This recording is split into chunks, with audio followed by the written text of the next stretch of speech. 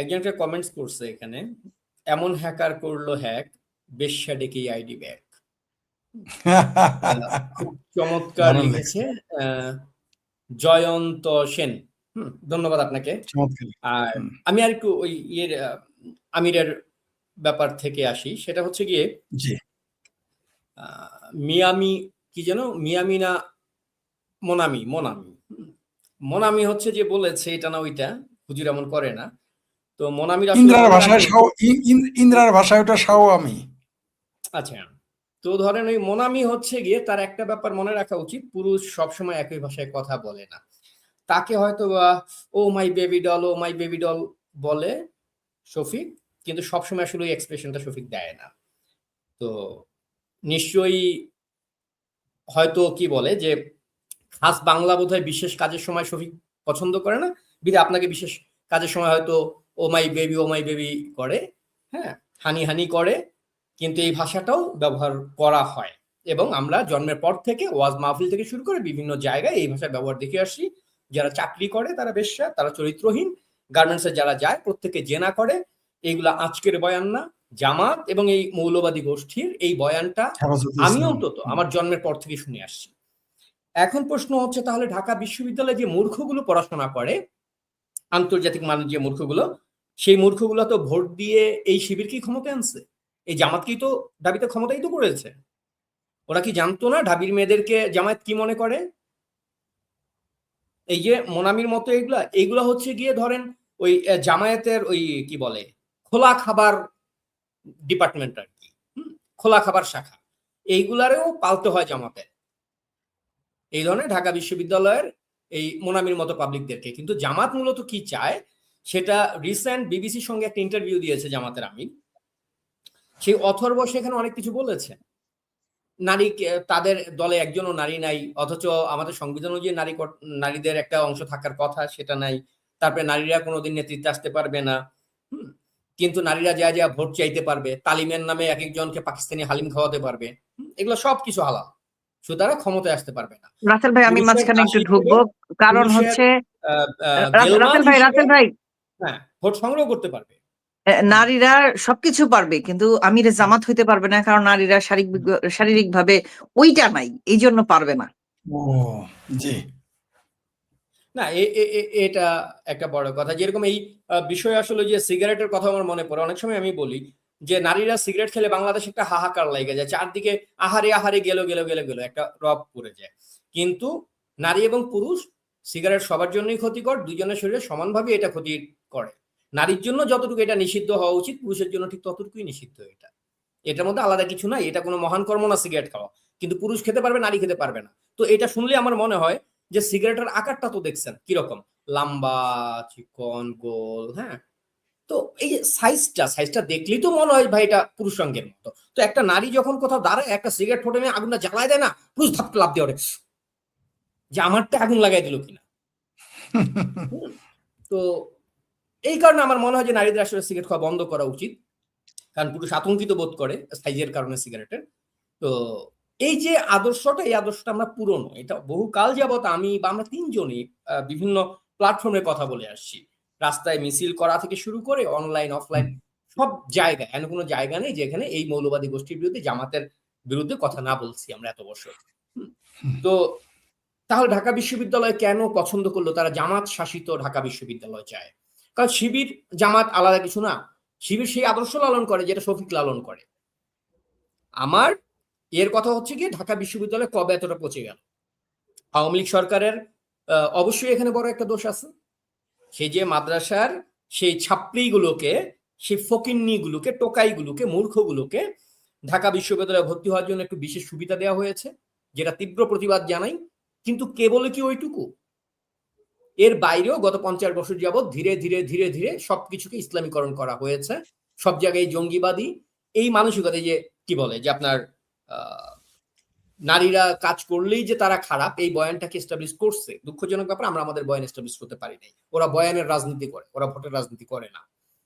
এই মৌলবাদীরা তার বয়ানটাকে এস্টাবলিশ করে গেছে এতদিন যাবৎ। আর বাংলাদেশের লাশের যে কথাটা আপনি বললেন ফরিদ ভাই, আজকেও আমি একটা ভিডিও দেখলাম, কোন জায়গার যেন একটা ভিডিও, যে একটা নদীর মধ্যে একটা মানুষের লাশ ফুলে ভেসে উঠছে এবং সেটা ভেসে যাচ্ছে, পাড়ে দাঁড়িয়ে কেউ একজন ভিডিও করেছে।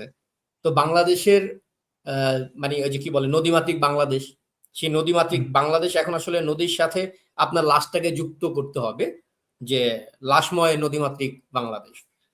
আপনি চিন্তা করতে পারেন আজ পর্যন্ত কোনোদিন শুনছেন যে বাংলাদেশে নদীতে এই পরিমাণ লাশ পাওয়া যায়? গত ডিসেম্বরের চাইতে জানুয়ারিতে খুনের সংখ্যা দ্বিগুণেরও বেশি। মবের মাধ্যমে খুন, নদীতে ভাসমান লাশ, সবকিছুর সংখ্যা দ্বিগুণের বেশি হয়েছে গত এক মাসে। এমনকি কারাগারেও হত্যা বিচার বই। কারাগার হত্যা, এটাও সম্ভবত আমি দেখলাম 25 জন না কতজন মারা গেছে শুধু জানুয়ারি মাসে। মারা গেছে না, হত্যা করা হয়েছে পরিকল্পিত ভাবে। 17 জন। হ্যাঁ, তো এই কাজটা করেছিল মালয়েশিয়ার মাহাথির যাদেরকে গ্রেপ্তার করেছিল তাদের মধ্যে একটা বড় অংশই জেলখানায় হার্ট অ্যাটাক করে এটা করে ওইটা করে মারা গেছে। কেউ বিচার শেষ পর্যন্ত পৌঁছতে পারেনি। আজকে ইউনূস এই বাংলাদেশে মুক্তিযুদ্ধের পক্ষের মানুষদেরকে মানে নিশ্চিহ্ন করা, যাকে মনে করেন মামলা দিয়ে খুব বেশি দিন রাখা সম্ভব না, যার কোনো অপরাধ প্রমাণ করা সম্ভব না, মব দিয়ে গ্রেপ্তার করছে। সে 2 দিন পরে মানে আইনে তো আপনার আসলে তথ্য উপাত্ত লাগে, একজনের ক্রাইমের তো কোনো প্রমাণ লাগবে আপনার দিন শেষে তাকে সাজা দিতে গেলে।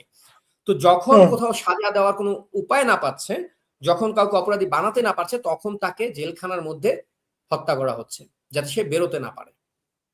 এটা পুরোটা পরিকল্পিত। বাংলাদেশের ইতিহাসে এখন পর্যন্ত কোন সরকারই আসে না যার আমলে এই পরিমাণ জেল হত্যা ঘটেছে।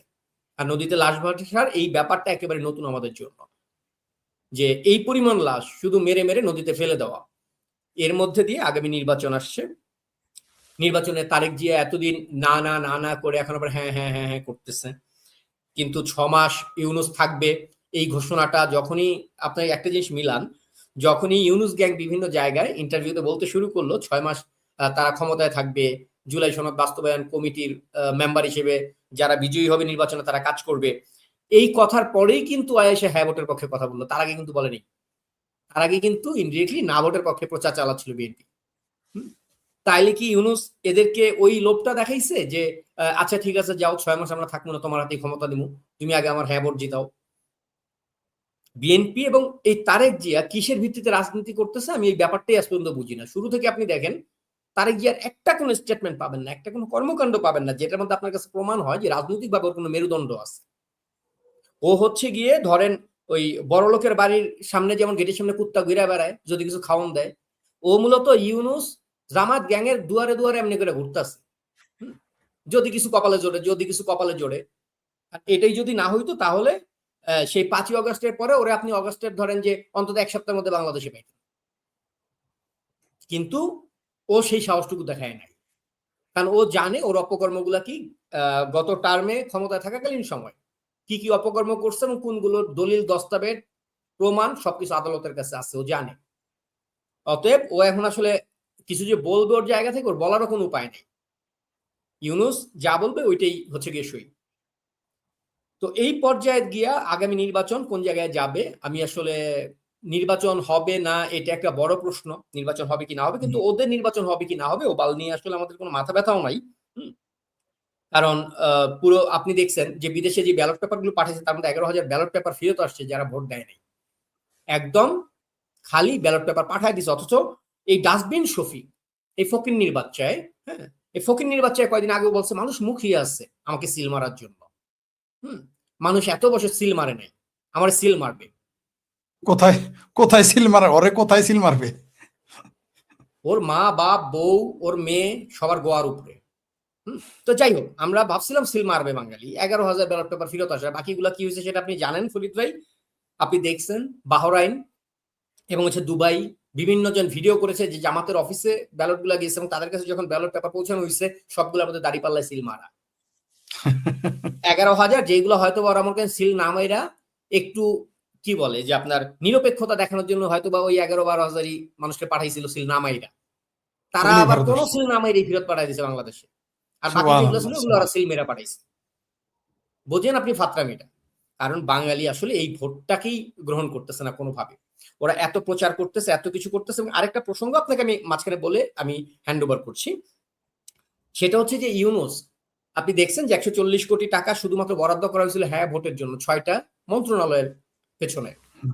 যে মন্ত্রণালয়গুলোকে 140 কোটি টাকা দেওয়া হলো শুধু হ্যাঁ ভোটের পক্ষে প্রচার চালাইতে, শিল্পকলা একাডেমি থেকে শুরু করে প্রত্যেকটা মন্ত্রণালয়কে আমরা দেখলাম কোটি কোটি টাকা খরচ করে তারা হ্যাঁ ভোটের পক্ষে প্রচার চালাচ্ছে।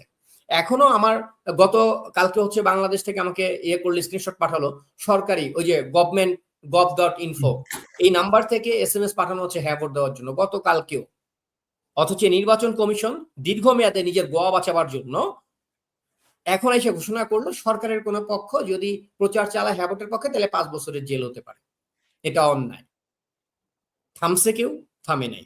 তাহলে এতদিন যে নির্বাচনের জন্য যে প্রচার করলো হ্যাঁ ভোটের পক্ষে, ইউনুস গ্যাং থেকে শুরু করে সারোয়ার ফারুকী এখানে কয়েকশো কোটি টাকা শুধুমাত্র ওর ওই গসিপ মার্কা ভিডিও বানানোর জন্য গায়েব করলো, ওর বোর প্রোডাকশন হাউস, ওর ভাই কিবরিয়ার প্রোডাকশন হাউস, এই প্রোডাকশন হাউসের ব্যানারে এই টাকাগুলো সরকার কি পারবে যে এই টাকাগুলো রিটার্ন দেন? বা এই যে ইউনুস যে এখানে সংবাদ সম্মেলন করে সবাইকে হ্যাঁ ভোট দেওয়ার জন্য বলছে, পারবে যে বাঞ্ছতকে উপতা করে গড় করে দিল লাত্তি মারতে যে তুই এটা করছিস কেন? তো বালের এই নির্বাচন কমিশন ও কি বাল বললো না বললো এতে কিচ্ছু যায় আসে না। ওদের টার্গেট ছিল শুরু থেকে আপনারা যা করবার সবকিছু করে ফেলাইবেন, এরপরে গিয়ে আমি একটা নিষেধাজ্ঞা দিব, তারপর আপনার একটুখানি চুপ করে যান, নাইলে আবার পরবর্তী সময় আইনগতভাবে আমি ফাইসে যাব। তো এই পুতুল খেলার নির্বাচন কমিশন, এই বালের নির্বাচন, এগুলোকে বাঙালি আসলে গণেই না কোনোভাবে। যদি গণতো তাহলে বাংলাদেশে এখন আপনি সেই নির্বাচনের আমেজটা দেখতেন। আজকে 1 তারিখ, 11 দিন 10 দিন বাকি নির্বাচনের, আপনি মানুষের মধ্যে কোন রকম সাড়া দেখতেছেন? কেউ কোনো ইয়ে করতেছে? শুধুমাত্র ওই যে পাটোয়ারির মতো কিছু টোকাই রাস্তায় ঘেউ ঘেউ করতেছে, এই অবধি। আপনি গণমানুষের কোনো সম্পৃক্ততা পাবেন না এই নির্বাচনে।